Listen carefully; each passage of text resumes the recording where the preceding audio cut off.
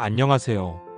오늘은 우리 모두의 재정 안전에 중요한 변화가 있다는 소식을 전해드리려고 합니다. 다음 달부터 예금자를 보호하는 한도가 크게 늘어납니다. 지금까지 5천만 원이었던 보호 범위가 1억 원으로 2배나 확대되는 것입니다. 이는 무려 24년 만에 이루어지는 변화로 금융기관이 문을 닫거나 파산할 때 우리가 맡긴 돈을 지켜주는 안전장치가 더욱 튼튼해진다는 의미입니다. 그런데 여기서 중요한 점이 있습니다. 1억 원까지 보호받는다고 해서 모든 돈이 똑같이 보호받는 것은 아닙니다. 보호받는 순서가 정해져 있다는 사실을 알고 계셨나요? 만약 여러분이 한 은행에 여러 개의 계좌를 가지고 있다면 모든 예금의 원금과 이자를 합쳐서 1억 원까지 보호됩니다. 하지만 이 중에서도 우선순위가 존재합니다. 가장 먼저 보호받는 것은 원금입니다. 이자보다 원금이 우선시되죠. 예를 들어 3개의 계좌에 각각 3천만 원, 4천만 원, 5천만 원의 원금이 있다고 가정해 보겠습니다. 총 원금이 1억 2천만 원이 되어 보호 한도를 넘어서게 됩니다. 이런 경우 원금이 먼저 보호되기 때문에 각 계좌의 이자는 보호 대상에서 제외될 수 있습니다. 원금 중에서도 순서가 있습니다. 예금을 담보로 대출을 받은 경우가 있다면 그 담보로 잡힌 예금이 가장 먼저 보호받게 됩니다. 왜 그럴까요? 금융기관이 망해도 대출을 갚아야 하는 의무는 사라지지 않습니다. 만약 담보로 잡힌 예금을 돌려받지 못한다면 대출 상환에 큰 문제가 생길 수 있기 때문입니다. 또 다른 우선순위도 있습니다. 비과세 예금이 일반 과세 예금보다 먼저 보호받습니다.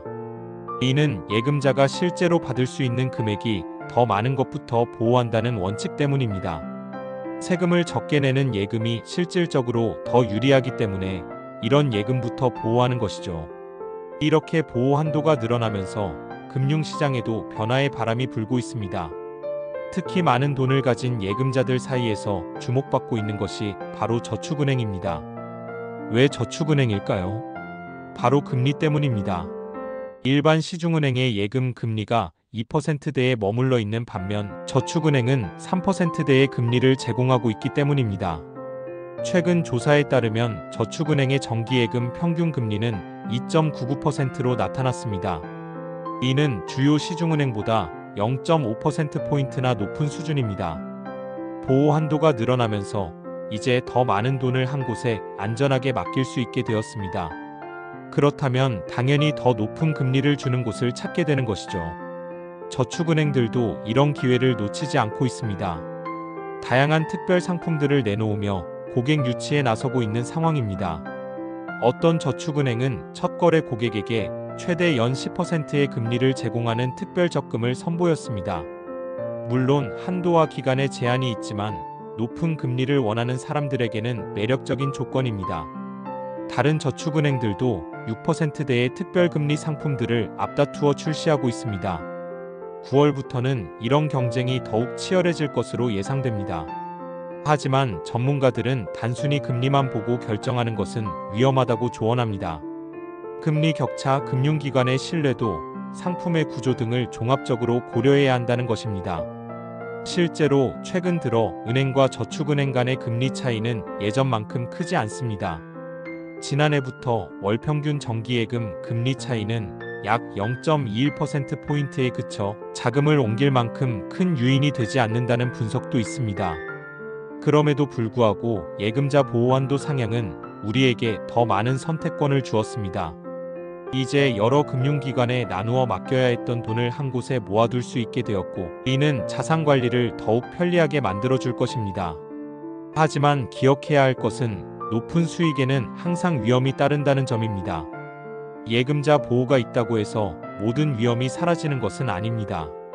따라서 금융기관을 선택할 때는 금리뿐만 아니라 그 기관의 건전성, 서비스, 품질, 접근성 등을 종합적으로 고려하는 것이 중요합니다. 이번 예금자 보호 한도 상향은 우리의 재정 안전을 한층 더 강화해주는 좋은 변화입니다. 하지만 현명한 선택을 위해서는 충분한 정보 수집과 신중한 판단이 필요합니다. 여러분도 이번 기회에 자신의 예금 현황을 점검해 보시고 더 나은 조건을 찾아보시길 바랍니다. 다만 안전을 최우선으로 고려하면서 말입니다. 지금까지 예금자 보호 한도 상향과 그로 인한 금융시장의 변화에 대해 알아보았습니다. 우리 모두의 재정 안전이 더욱 튼튼해지는 좋은 변화가 되기를 바라며 오늘 이야기를 마치겠습니다.